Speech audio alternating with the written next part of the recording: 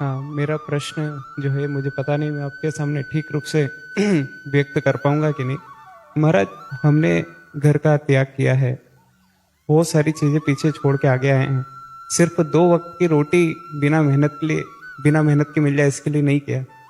हम जो साधना कर रहे हैं, जो साधन मार्ग में चल रहे हैं एक साधक के रूप में, कभी कभी ऐसी परिस्थिति आती है कि समझ में नहीं आता है कि क्या ढोंग चल रहा है जीवन में, या फिर यही साधक की स्थिति होती है। उसमें थर्मामीटर लगा के देखना चाहिए। जैसे बुखार है कि स्वस्थ है, थर्मामीटर से पता चलता है ना। तो अपना जो थर्मामीटर है वो हम अपने अंदर ही डालकर देखें कि चल रहा है कि नहीं। महाप्रभु चैतन्य देव जी ने कहा कि तृणादपि सुनीचेन, अपने में कहीं अहंकार तो नहीं जागृत हो रहा, मैं सबसे अपने को नीच समझ रहा हूं कि नहीं समझ रहा हूं। दूसरी बात, तरोरु सहिष्णुना, तो हम काम के वेग को सह रहे हैं या काम की क्रिया कर रहे हैं। हम भूख के वेग को सह सकते हैं, हम प्यास के वेग को सह सकते हैं, हम नींद के वेग को सह सकते हैं। अगर इनको हम बार बार दुलार दे रहे हैं, इन्हीं के पोषण को सुख मान रहे हैं, तब तो पाखंड का ही पोषण होगा। हम हर वेग को यम ही न व्यथ्यंते पुरुषम पुरुषर्षभ सम दुखा सुखाधीरम स्वमृतत्वाय कल्पते, जो आए हुए वेग की व्यथा को सहज में सह जाता है, व्यथित नहीं होता और सुख दुख में समान भाव रखता है, वो परम पद का अधिकारी है, अव्यय पद का अधिकारी, वो अमृत पद का अधिकारी है। मात्रा स्पर्शास्तु कौन्ते शीतोष्ण सुख दुखदा आगमा पाइनो अनित्यास्तास्तितिक्षस्व भारत। मैं भगवान की इस आज्ञा का पालन कर रहा हूं कि नहीं। आए हुए वेगों को शांत करने के लिए भजन बल का प्रयोग करता हूं या भोगों का प्रयोग करता हूं।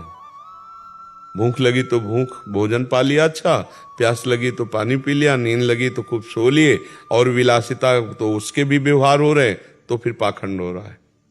बिन विवेक वैराग्य भक्ति बिनु सत्य न एको मानो, भगवत विमुख कपट चतुराई सो पाखंड नहीं जानो। पाखंड किसे कहते हैं? जहां विवेक नहीं है, वैराग्य नहीं, भक्ति नहीं, कपट का रूप धारण करके मनमानी आचरणों में उतरना, उसे पाखंड कहते हैं। और जो पाखंड में होगा वो पाखंड की चर्चा भी नहीं करना चाहेगा, क्योंकि उसे बहुत छुपा के रख रहा है।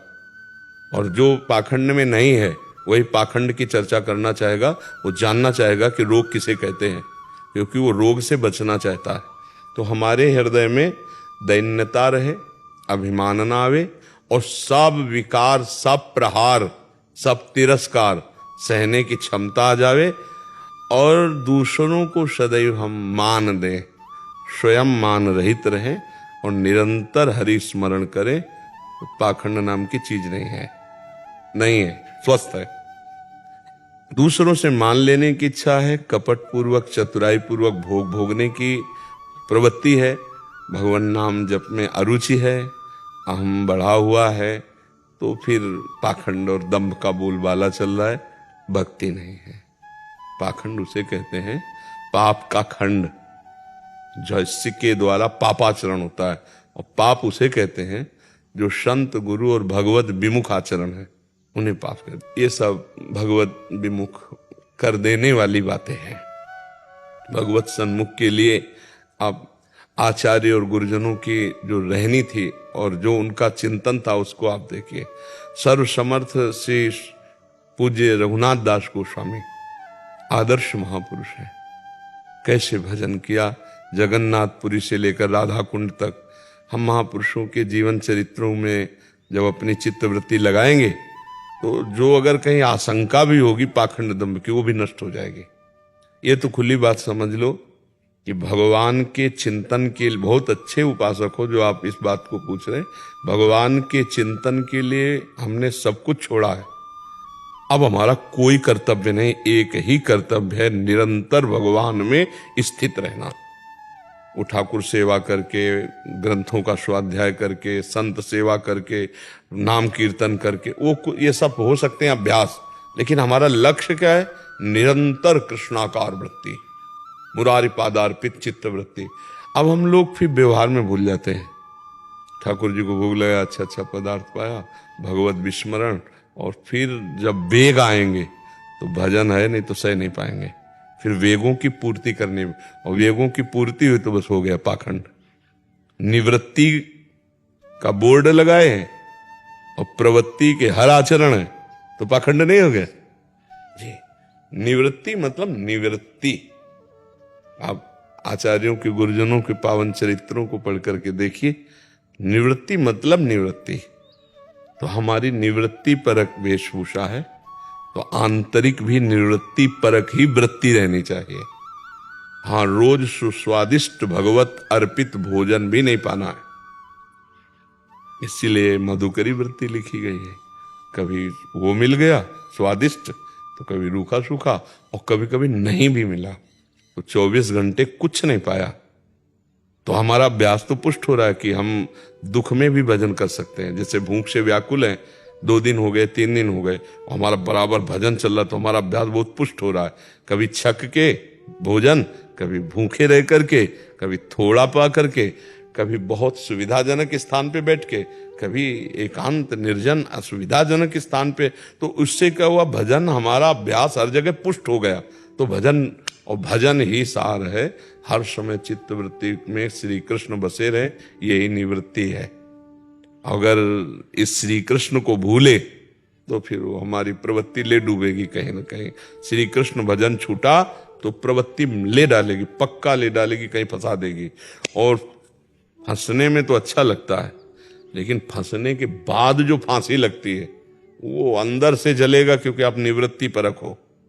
या हाय हाय मच जाएगा, और वो फांसी आपको छोड़ेगी नहीं। जिस फांसी में आपने सुख बुद्धि की, वो फांसी नहीं छोड़ेगी। मतलब जीवन का परिणाम बहुत ही दर्दनाक होता है जो निवृत्ति से दंभ पाखंड करके प्रवृत्ति का भोग करते हैं।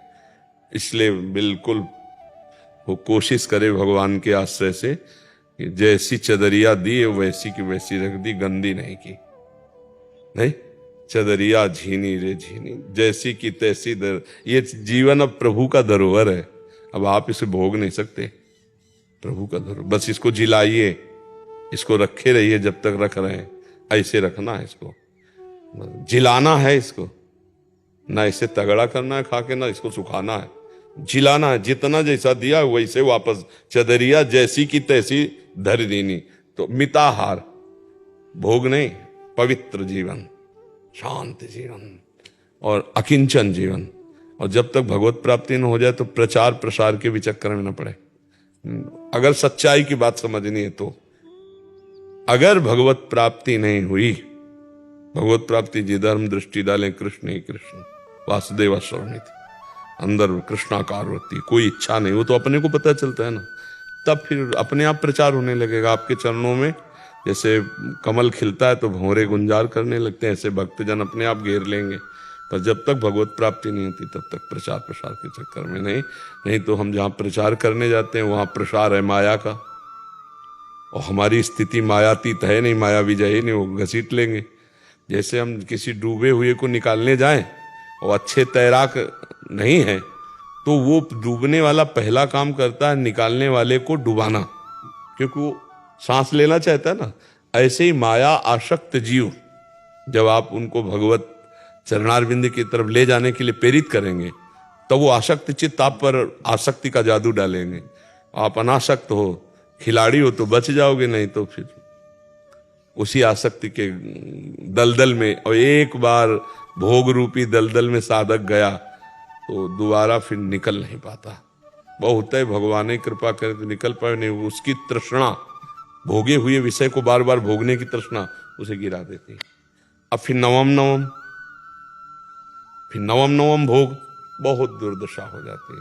इसलिए भगवान से मनावे और दूरी भागकर ऐसी परिस्थिति में रहे कि जब तक भगवत साक्षात्कार न हो। चैतन्य महाप्रभु ने भी कहा कि जीवन सार्थक करी कर पर उपकार। जब तक जीवन खुद का सार्थक, उपकार किसका होगा? यही खास बात, बहुत मतलब बुद्धि शुद्ध है तो बढ़िया, सारथी बढ़िया है, रथ निकल जाएगा।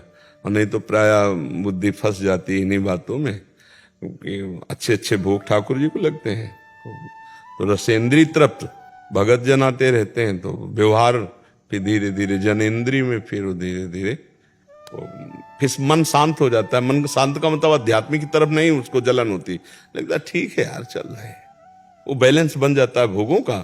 और फिर वो बस इतना मलिन हो जाता है कि वो कहता है ठीक है यार चल रहे हैं। जो अच्छा साधक होता है थोड़ी भी गलती पर हाय हाय मच जाता है, ऐसा कैसे हो, हे भगवान हे करुणा निधान बचा लो मुझे, मैं ऐसा ऐसे हो। और उसको फिर ये भी नहीं लगता कि बचा लो, ठीक है ऐसे। वो है पाखंड, वो है दम। चल तो भी रहा लेकिन पाखंड और दम में। और जो प्योर शुद्ध भगवत मार्ग है वो है बिन विवेक वैराग्य भक्ति बिन सत्य नये को मानो, भगवत विमुख कपट चतुराई सो पाखंड है जानो। अब तो मतलब भ्रमण का तो समय नहीं है, छोटी मोटी कहीं कुटिया ऐसी कोई व्यवस्था हो जाए जहाँ चुपचाप रहो और मांगो खाओ, या जैसे भी मिताहार करो और रात दिन भजन में लगे, बस यही निवृत्ति का लाभ है। पहले अपना काम कर ले। महाराज भगवान की कृपा से हम सब साधकों के बीच में रहते हैं, तो सुबह जब मैं उठता हूँ तब देखता हूँ सारे साधक हैं, तो भगवान को प्रणाम करता हूँ कि आपने ऐसी स्थिति बिल्कुल बहुत सुंदर कि कहीं चूक नहीं होगी, क्योंकि सब हम हमारी तरफ दृष्टि डाले हुए हैं। यही सैकड़ों साधक की जब एक साथ रहते ना तो यही खास बात होती है कि एक का अगर मन भी भटके तो भटकने का चांस नहीं, क्योंकि सैकड़ों की नजरों में ये साधु संग का जो घेरा है ये बहुत लाभदायक। भगवान जब द्रवित होते हैं तब ऐसा देते हैं, जब द्रवी दीन दयालु राघो तो साधु संगति पाए। बहुत सुंदर है।